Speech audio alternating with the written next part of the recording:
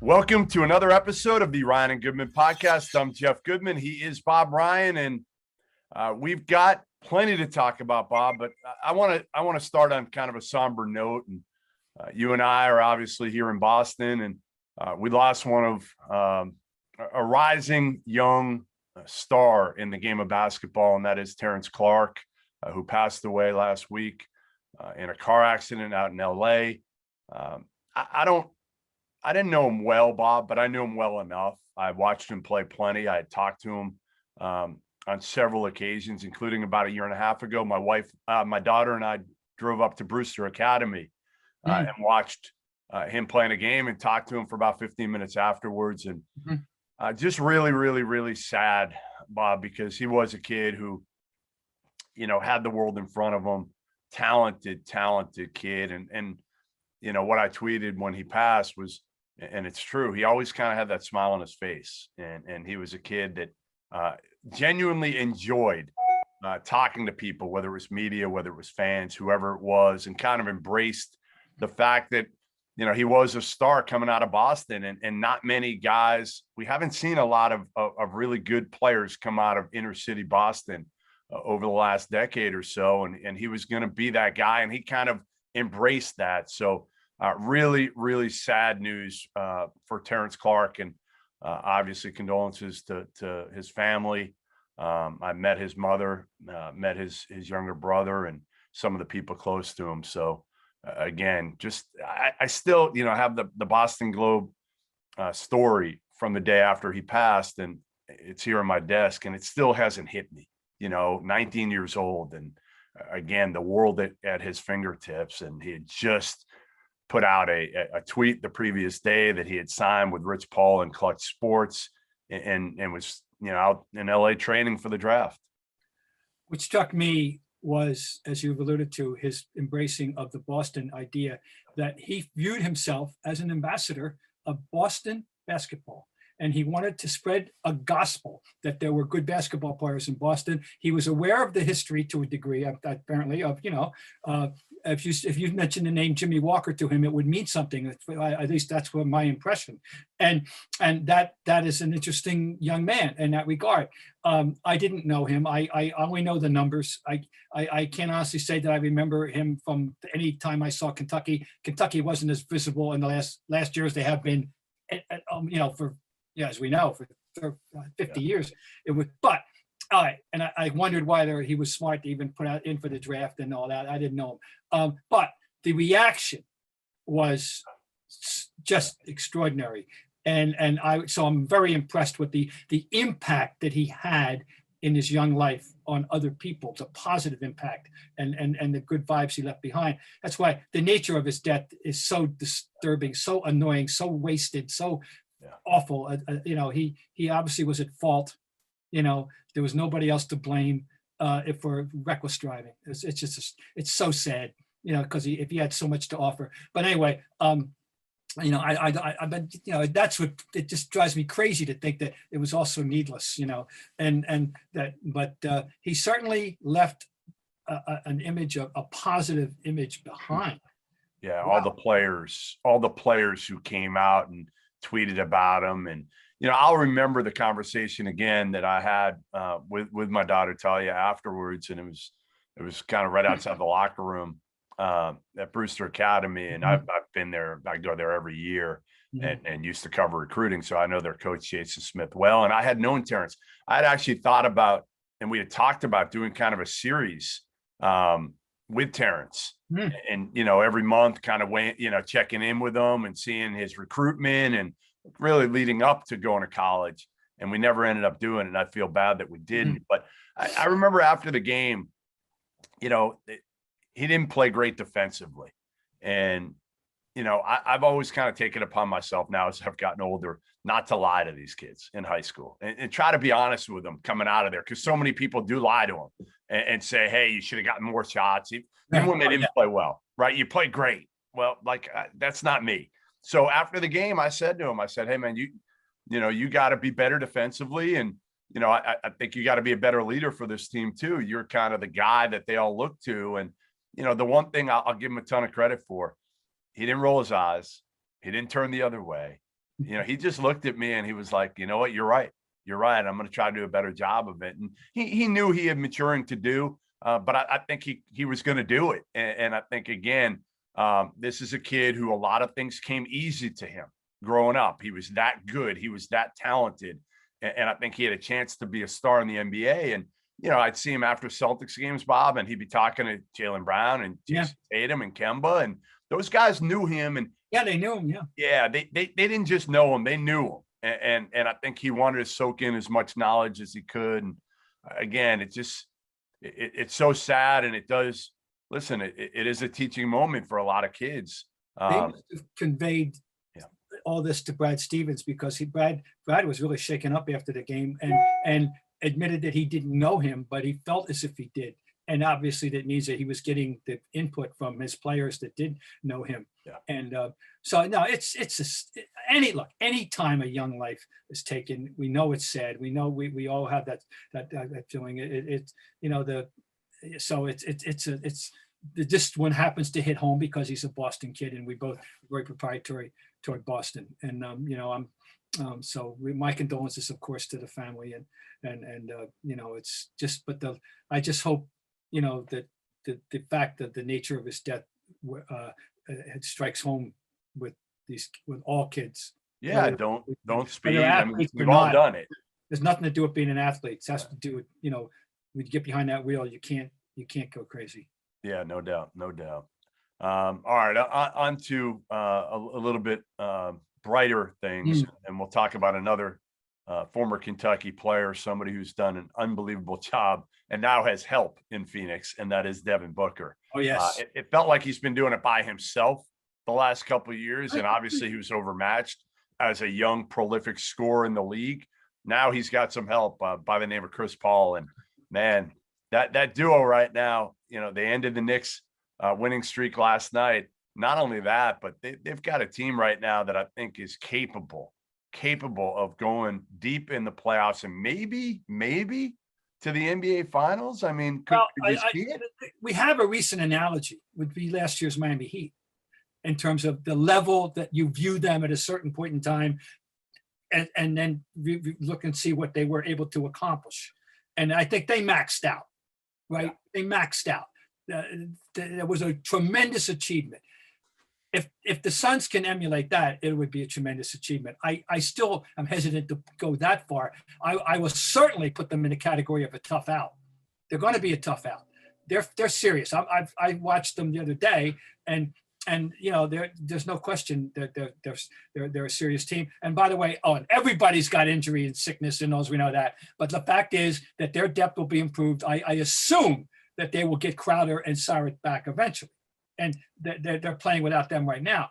And where they're going to need further depth, I think. But the Chris Paul phenomenon, I think we've talked about this a little bit. I have the mea culpa, goes all the way back to when he was at Wake Forest, because I saw him and I wasn't that dazzled. I never, ever would have projected Chris Paul into a Hall of Fame player, one of the great handful of point guards of all time, which he is. When I saw him in college, I'm sorry, I didn't see it. Great, but anyway, what he's done with and the impact he's had, we can't even imagine what the locker room impact is, what the mentor impact is. We assumed it's got a lot to do with everything that's happening with Phoenix, in addition to the tangible fact that the guy can still play at a high level, as the Knicks found out in the last minute or so of the game last night. So isn't it amazing that the two teams right now with the best records in the West are the Utah Jazz and the Phoenix Suns? Like, if you, and I know part of it is due to injuries. Obviously, we know LeBron and AD haven't played. And the Clippers, I feel like, though, have been so under the radar this season. Like, has anybody really talked about I feel like the Clippers, everybody's sleeping. They're better off that way. There's no doubt. Yeah, no, they're right. You're right. They're quietly skulking, around, and they're going to be hurt. Oh, they're going to be hurt from. There's no doubt. Right. But the focus has been on Utah all year from start, and start to finish, and so start to this point. I mean, and of course Phoenix, but the Phoenix, you have to go back to the bubble and the 8-0, and the fact that it meant something. I think there's no doubt. But you mentioned Booker. We love talking about Booker. I go back. I'm sorry. I'm holding John Calipari responsible to eternity for not playing him more. They would have won. John, you would have had another championship. You had to play those Harrison twins. Really? Oh, really? It was Booker and Ulis. It was both. Remember, the kid Tyler Ulis was better than the Harrison twins for that team. And instead, he was somehow married to playing too many guys. And the Harrison twins. He was so proud of himself. And I speak as a friend, as a good acquaintance of John. I like John. I mean, so believe me, I'm not. But boy, Booker, he's an elite player. Period. He's an elite player. Well, they fit together, right? I mean, that's the thing with his son's team, that James Jones, which I didn't think ever he would figure this thing out. I mean, his drafting has been head scratching to some degree, taking Cam Johnson really high when people thought he was a second rounder. He took him in the middle of the first round. But ultimately, you had Booker, you inherited Booker, who's an elite level player. You drafted Ayton, who again, now you look back on it and say, well, you shouldn't have drafted Ayton, but ultimately he's still a pretty darn talented big. So you've got your point guard, your wing, and your big, and you filled it in with guys like Mikal Bridges, who can really score, 3-and-D guy, and Cam Johnson, who can really shoot. And you've just got and those guys know their role. They accept their role. Jay Crowder, when he comes back, will accept his role. But ultimately, Chris Paul, I don't know if you guys and we've talked about this much, but I really haven't gotten along with Chris Paul over the last few years. We'll tell that story at some other time. Yeah, okay. It was involving a story I wrote on him and Donald Sterling years ago. But I respect the hell out of him, because what Chris Paul does is he brings it every single game, every single practice, no matter what. He conducts himself like he goes on the court and it's game 7 of the NBA Finals, no matter when he goes on the court. And I think that rubs off on these other guys. Devin Booker, you can't take a day off. You got to show up every single day, where maybe when he was younger, he didn't know who were his role models, who were his leaders to learn that from. So I think ultimately that's where Chris Paul, it comes into play as much as anything. However, Bob, as we know, the knock on Chris Paul has been what? Just they don't advance. He never gets deep in the playoffs. Right. Can he do it? Is it going to be the same old story, Bob? Yeah. Well, yeah. Well, to be continued. We don't know. But right now, based on what the way they're playing now, you'd have to say that nobody's going to be looking forward to playing the Phoenix Suns in the playoffs. No. That's all. Period. No, that's a measure of respect, and that's very good. I feel like it's now where we didn't think it was going to be this way, but now we're looking at, what do we got? 3 weeks left in the season, something like that. Yeah, right. And LeBron's still not on the court. And are we now at a point of or do we just think he's going to come back in the next couple of weeks? And now again, LeBron's not young anymore, so I don't know. Is it going to take him more time? Is he going to be back to what he was again? Or KD's done it, right? KD has been the model of he's not as old as LeBron, but he's in his early 30s, and he's just come back from major injuries, like nothing happened. Yeah. Well, he is a phenomenon in that regard, and I got myself and set off a little Twitter thing, which I deliberately did it on purpose to see what kind of reaction. Did KD come at you? Did KD tweet? Oh, no. I was praising him. I said that there's a certain few people that for whom the game looks so natural and easy, it flows out of them. And Kevin Durant is such a player, and I can't think of another one. Oh, well, now all these, and I mean it. Yeah. Not the way I'm speaking. And you have to, the game just seems so no hurried movements ever, no rush, no muss, no fuss. Smooth. It's flowing, All right, people come up, the names I got, Iceman. All right, that's not too, the game, I can understand you saying that. Yep. But the people say, oh, Steph, hey, all that dribble, that's work. I'm sorry. That's his game. A lot of herky jerky, right? That's work, and that's not an insult, and it doesn't mean to imply that Kevin Durant doesn't work hard. He makes it look easy. Yeah. The game is just He can dribble. He could take one dribble and he gets it and just rise up. Yeah, I mean, it's just he just floats. Yeah. You know, if you want to go, there's a guard in history that I used to say he doesn't jump, he levitates. Okay, that would fit this description in his time. Yeah. Dave Bing. Dave Bing had that capacity. Okay, Really? among guards, and very few guards can't have it. They Right. got to dribble, they got to do that. But Dave Bing did. You know, he was an and he was a hybrid. You know, he was not really he was either he was a point guard who could shoot, or he was a two who could make a pass. He was a player, you know. But anyway, he was a graceful, beautiful player. KD is like, who's he's like so him? unique. He's so unique as a player. Like, people want to, you know, I talked to him a few years ago about this, and I said, I'm like, you know, don't you feel like you've changed the game for big men? And he didn't even realize it at that point. I'm like, well, I said, you've kind of hurt the game in a way, because every big man wants to go out and shoot threes now. And then I think I was talking to him a little bit, and we're talking about Dirk. Dirk was kind of the first guy like that, and he was, but Dirk didn't have what KD had. I mean, come on, not even close in terms of. Like, Dirk's got his own niche. Right. Dirk's got the step back. Dirk has his own niche. Yeah. This is Kevin Durant's niche to me, you know, among all. And it's just an aesthetic argument. Has nothing to do with substance. People don't understand, you know. So maybe I should have just forgot the whole thing, but it was fine. Anyway, he came back and he got 33 points in 28 minutes, and he made it look like, yeah, what injury? What rest? It was stunning. Well, you wonder now if he and a lot of these players, especially in the last year or so, are saying to themselves, all right, you know what? And watching Kawhi do it a little bit, like, I'm not going out there unless I'm 100% now. I'm not putting myself at risk. I understand the end game, which is the postseason in my career, where, you know, back in the 80s, what would guys have done? They would have played through everything. They did. A lot of guys just played through everything. It didn't matter what the injury, unless they absolutely couldn't. But if they were banged up, if they could get out there, they got out there. There was no discussion about it. You just did. And, you know,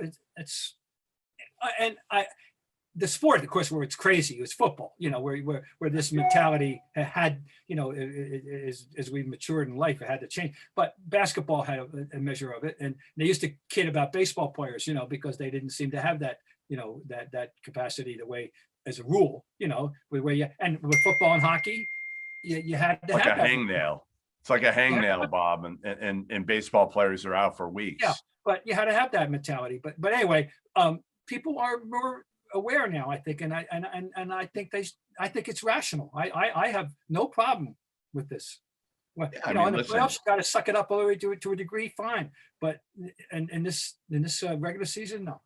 It's worked. It's worked for a lot of these guys, and they see it working for Kawhi. And, you know, again, we'll see what happens with LeBron coming back here and when he comes back. I mean, Anthony Davis probably came back at the right time, right? I mean, he's going to have a month. Apparently, he had a good game last evening. After his initial, obviously, he didn't shoot well the first day, but, you know, I didn't. But they did. But he had an impact at the defensive end. I know for a fact in that game.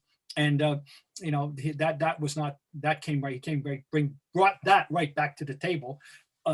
He's an extraordinary player, you know. So, but you're alluding earlier about LeBron. Hey, the Lakers are going to enter the playoffs as a mystery guest, and to a degree, so are the Nets, which is going to make this, you know, they're going to be two big questions when we enter. You know, right now the clock's ticking, and the Nets have had those three guys together for 7 games. That's all we know so far, and the clock is ticking as we winding down toward the end of the regular season. So, you know, there's no certainty there. Well, and the Lakers, I mean, if they stay where they're at, they'll get a Denver team that won't have Jamal Murray. Won't have Murray first round. Yeah. So, you know, you get a little fortunate here if you get LeBron back soon.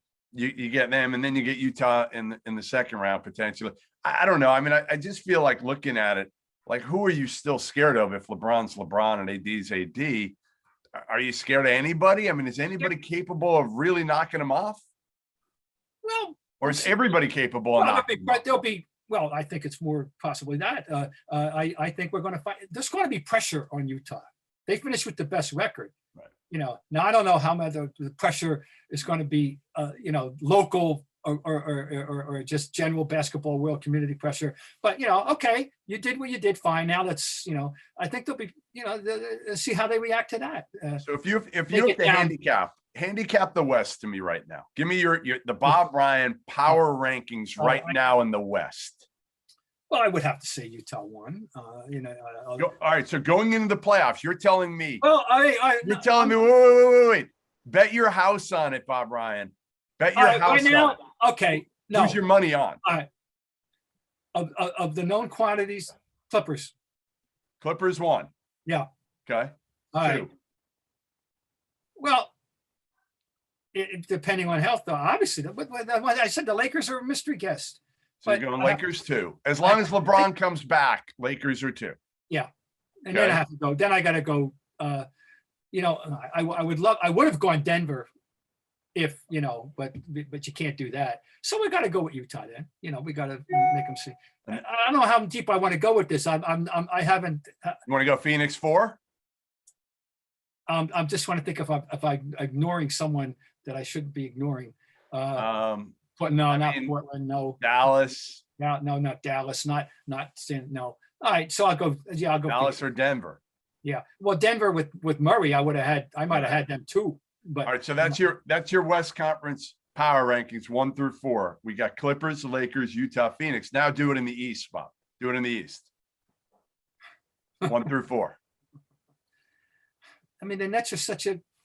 All right, I'll go Nets. I'll say it's going to happen. All right, Nets. I'll go Nets. 2. I'll go Nets, Sixers, Milwaukee, Miami. Yeah. Listen, I'm kind of with you on that one. Like, I don't have a problem with these. I would still say 1 for me in the West.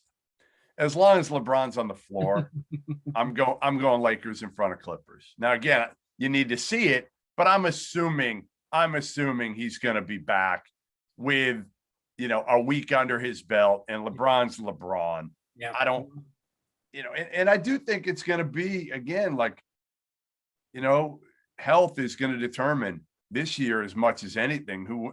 We said it last year, right? Like, the Lakers were healthy when it mattered last year. Yeah. They were healthy. Most of the teams were actually healthy down the stretch last year when it mattered. I don't know if that's going to be the case this year. I feel like this year is just different. Maybe guys are pacing themselves. It just seems like more guys are banged up, taking time off. I mean, I mentioned that, and Simmons just came back last night after a lengthy, and so he's got to get back in. No, it's going to be a lot of. There'll be some weird stuff will happen there, but I want to see what happens to Utah if they get down 0-2 or 3-1 or something. I just don't trust them. Yeah, I mean, they got to show us. I just don't. I don't trust them. I can't believe they're 44-17. Like, I can't. I just don't. But again, so much of it this year is about, a team like Utah is playing like every game matters, and they've had their guys for the most part this year. Yeah. And now Mitchell's a big key, obviously. I don't like 7-game series. Who are you taking, Phoenix or Utah? Like, aren't you taking Phoenix? No. Well, they're fresh in my mind. That they lost to the Nets, but that was a good game for about 40 minutes, and then the Nets asserted themselves, and then Phoenix won in New York last night. I mean, I would. Yeah, it's a toss up. Yeah, I'll go Phoenix in my West Coast power rankings. I'll go Lakers, Clippers, Phoenix, Utah. Okay, all right. I'm not going to put up a big fuss. I think it's going to be fun, though. I actually am looking forward to the playoffs this year, and I didn't think that would be the case. It's almost like a silver lining in a way that LeBron has been out, because if he hadn't been and the Lakers are tearing it up, it's just kind of like that. Okay, ho hum. They're going to win another one. They're going to find a way. Now at least you've got questions there. You got questions with the Nets because, again, Harden, who knows how he's going to be when he comes back, and are KD and Kyrie enough? And those dudes, Harden's hurt. We know KD and Kyrie's track record of injuries. You never know if you're going to get them every night. So I think, again, you've got a lot of question marks going into the NBA playoffs. I can't wait till it gets here, to be honest. I can't wait. All right, let's. We would have been in them in the better days. We would have been in them already. Yeah, no doubt, no doubt. All right, so what else? Let's talk about a little bit about college basketball now. We don't have to go into a lot, but a little bit about the transfer portal and all these kids that are declaring for the draft right now. So you got about the numbers somewhere. I haven't counted it in a week, but it's got to be 1,300 plus right now. Scholarship kids. I can't wrap my head around that. I'm sorry. I mean, this whole change in the world, the way the world is now in college basketball, the transfer portal, it's hard to wrap my head around how anybody can be comfortable coaching at the high level in that top 100. Have no choice. You know, I know. Not even high level. How about the mid majors? Every when you're being disrupted. Yeah, exactly. They get plucked. Yeah. So here's my question to you. And I had a little bit of a conversation with somebody on Twitter last night about this, who said, you know, players should have the option to transfer and not sit out, which is the rule now. There's a one-time transfer. It's a temporary rule, though, right? No, it's going to be forever. It's going to be in there. Now you can only do it once in your career. Okay, that's the thing. Yeah. Yes, I understand. But you can do it at any point. You don't have to sit out. Yeah. Okay. So, you know, the big thing for me is it's good for the kids, Bob. It's obviously good. Why should the kids have restrictions? I understand that thought process. The only thing I'll say to that is what's good for the kids doesn't necessarily mean it's good for college basketball and the fans who are going to have a complete revamp of their team for the most part, other than teams like Belmont who return everybody next year. But a lot of teams are going to be completely new. And the other part of this that people aren't going to talk enough about is with that turnover, which I think is going to be like 50% or above overall in college basketball for every team, you're going to have poor quality of play early on in the season, maybe even beyond early. It might bleed into the conference play. Who knows? So I just, what's good for the kids doesn't mean it's good for college basketball. I'm just not comfortable with the whole thing. And I'm wondering what the fallout's going to be. And even my own personal reaction, as you said, I'm a fan of the sport. It's meant a lot to me. My two foundation sports on my whole life work of being a sports writer were Major League Baseball and college basketball. Yep. And as you know, I was introduced to the palestra 3 years before the Big Five was even formed. So that's been at this a while. Yes, that's my roots. Okay, yep. And I'm very proprietary toward college basketball, and I'm saddened. I'm uncomfortable. It's forever altered, and not in a good way. This isn't. I'm sorry. I understand. You know, to a degree, but I would have to say this: when you say that you understand the kids have a right to, well, some have more of a right than others. Some. How many of what percentage of them, Jeff, do you think? And I don't expect an answer. I'm being rhetorical here. But what percentage of these transfer kids are simply impatient, unrealistic about their circumstance, and just didn't have the stick-to-itiveness they should have had where they were, as opposed to kids who have a really legitimate reason, that they need to or want to transfer. I'd like to know the answer. Because I'm not comfortable with this at all. You know what the crazy part is that there are a bunch of players now, believe it or not, that transferred. Like a kid named Kevin Marfo. He was at Quinnipiac, transferred to Texas A&M, and now he's transferring back to Quinnipiac. There were like 7 or 8 of those kids. Is that right? Yeah, we should try to do that. We should try to get. Maybe I'll try to get a podcast. Try to get a couple of these kids. That's interesting. It'd be interesting, right? Yeah. No, this is interesting. It's such a complicated thing. And of course, you talk about the coaches and the escalation and the money. I keep going back when I was at Boston College. Bob Cousy, who took us to 2 NCAAs and 2 NITs when that really meant something in my 4 years there, was making $12,000 a year. Now, John Wooden retired in 1975, and I know for a fact he was making $35,000. And so.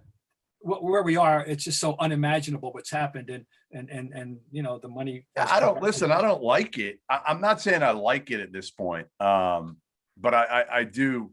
Here's why I think they did it. A big part of the reason that the NCAA allowed this is because they want to be able to say with name, image, likeness, well, look, we gave the players the one-time transfer waiver. So we're going to put up some guardrails with name, image, likeness. They don't, you know this, they don't want to pay these kids. They didn't want to do anything for name, image, likeness. They had no choice, but they're still going to fight it. And this is just a mess right now because you're going into a point when some of these states are going to allow kids to get paid for name, image, likeness. Yeah, there's no universal law in place or situation in place for the NCAA where, like, by now they should have this done. You shouldn't be dealing with each state. They moved a glacier-like way. It's painful right now. Well, the whole concept of the NCAA, let's come back in 10 years and see, or 5, see where they are. I don't know.